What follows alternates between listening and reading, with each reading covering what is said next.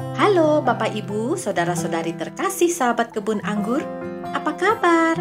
Kiranya selalu sehat dan dalam penyertaan Tuhan.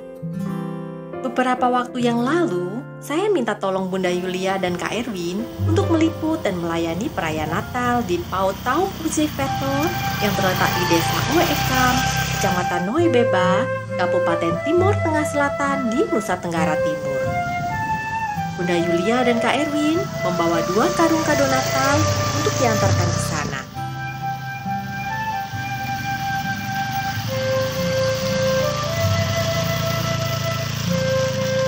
Perjalanan mereka naik motor dari kantor Soe memakan waktu sekitar 1,5 jam dengan jarak sekitar 18 km. Jalanan yang dilewati cukup licin dan berbatu-batu. Nah, akhirnya sampai juga. Inilah PAUD Taup Usih Betel. Wah, rupanya mereka semua sudah berkumpul dan menunggu acara dimulai.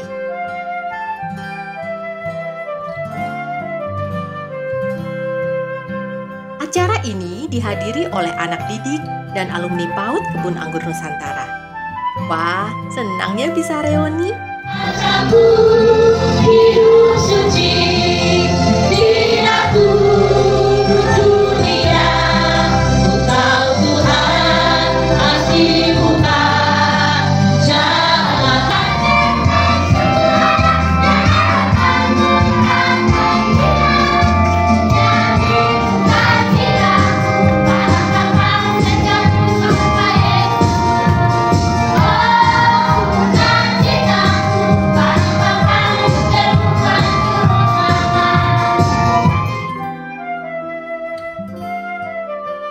Ibu Kepala Sekolah di PAUD Taup Usih Betel adalah Pendeta Nelce Lawidu. Di momen perayaan Natal ini, secara khusus saya minta Bunda Nelce untuk menceritakan kesaksian hidup bagaimana beliau dulu bersama sang suami yaitu almarhum Pendeta Agus Turangan merintis pelayanan di bidang pendidikan anak di daerah ini. Bagaimana kisah perjuangan beliau dan bagaimana mukjizat Tuhan dinyatakan? Tak perlu berlama-lama. Inilah kesaksian beliau. Bisa Ibu ceritakan bagaimana dulu awal PAUD Taup Usih Betel ini berdiri? Sejak dulu kami punya kerinduan di bidang pendidikan anak, tapi waktu itu rasanya hanya impian karena Desember 2006 kami mengalami bencana angin puting beliung di mana pastori yang bersebelahan dengan gereja lama kondisinya hancur. Barang-barang kami berterbangan ke hutan karena lokasi gereja berada di pinggir hutan. Tapi puji Tuhan, berkat bantuan jemaat, pemerintah, dan masyarakat setempat, mereka membuatkan kami tempat tinggal yang sederhana. 2 tahun berlalu dan kami masih menempati rumah yang sangat sederhana, tapi kami masih tekun berdoa untuk kerinduan kami tersebut. Suatu ketika di tahun 2008 kami didatangi oleh 2 orang tamu.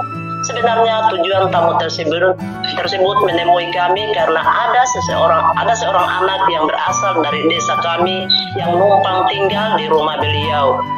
Kebetulan waktu itu seperti biasa di pastori selalu ada anak-anak yang berkumpul dan bermain. Lalu beliau bertanya, apakah ada banyak anak seumuran ini di sini? Saya jawab, iya banyak Pak.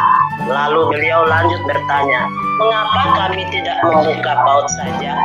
Kami pun menjawab bahwa kami sebenarnya sedang dalam pergumulan doa, rindu untuk membuka sekolah TK. Beliau menjelaskan bahwa tidak mudah, banyak persyaratan seperti harus punya gedung dan ada seragam yang mengajar harus lulusan sekolah kejuruan, sedangkan PAUD tidak rumit. Tapi untuk pengajarnya, beliau memakai istilah padamu negeri alias tidak digaji. Saat itu kami tidak berani menjawab karena masih percaya tidak percaya. Sedangkan seorang staf yang menemani beliau menyemangati kami untuk mengiyakan saran dari beliau. Waktu itu kami tidak paham dan tidak kenal siapa tamu kami ini. Ternyata beliau adalah Kepala PNFI, Pendidikan Non Formal dan Informasi. dari Dinas PPO, Pendidikan Pemuda dan Olahraga. Selanjutnya beliau minta kami mengumpulkan minimal 30 anak untuk nantinya dibuka PAUD. Saya bersama suami sangat bersyukur dengan kedatangan beliau yang membuktikan impian kami dijawab Tuhan.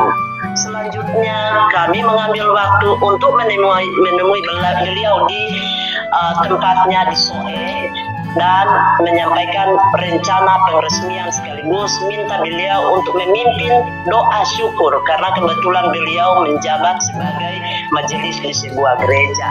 Waktu itu kondisi gereja masih berupa tanah dan belum ada lantainya. Jadi kami pun berpikir untuk membeli tikar anyaman saja karena hanya itulah kemampuan keuangan kami.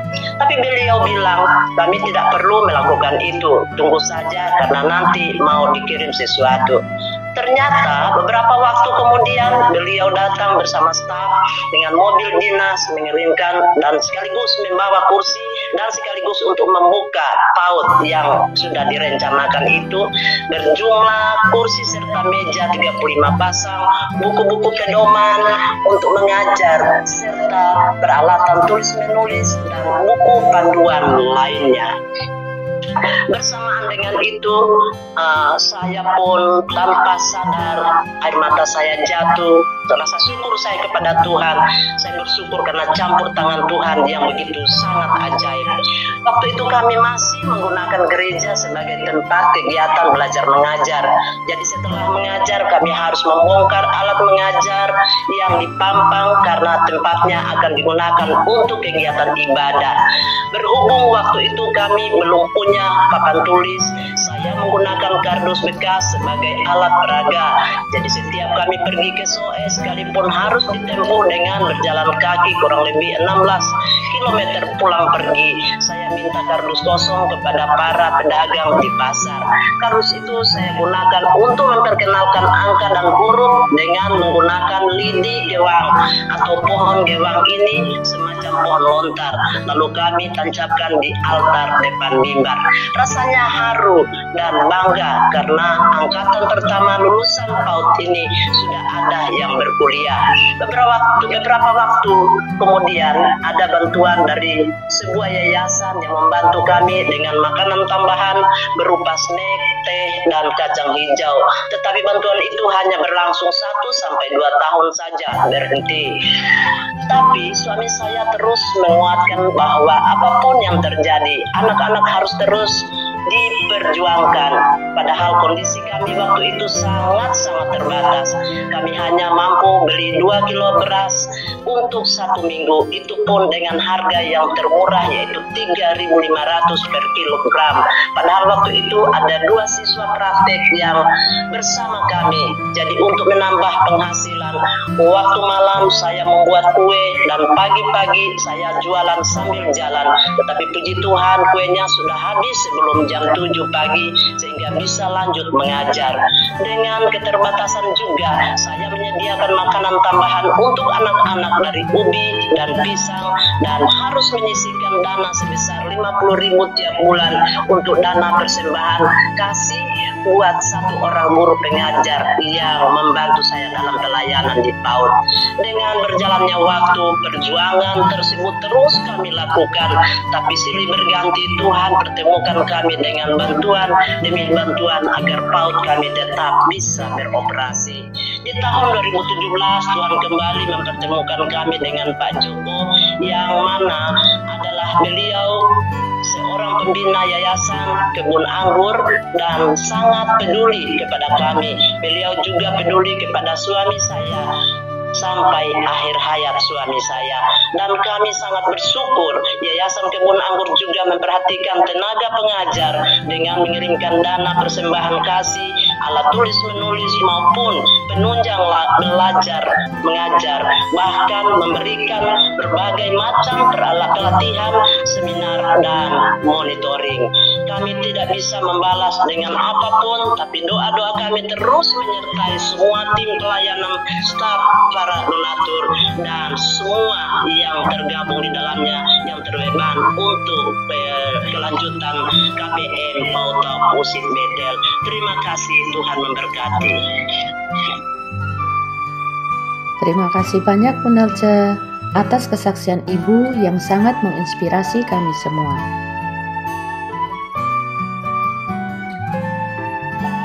Bapak, Ibu, saudara-saudari terkasih, itulah tadi kesaksian Bunda Nelce bagaimana perjuangan beliau untuk tetap setia melayani walaupun berada di dalam segala keterbatasan, tapi tetap bisa menjadi berkat. Mari bergabung bersama sahabat kebun anggur. Bersama kita bantu rekan-rekan kita di daerah terpencil dalam program pendidikan anak, transformasi desa, dan memperlengkapi masyarakat. Jangan segan untuk menghubungi kami. Sampai jumpa di kisah perjalanan kami di tayangan mendatang. Jangan lupa untuk subscribe channel ini ya. God bless you. Spreads the light in the dark side of Indonesia.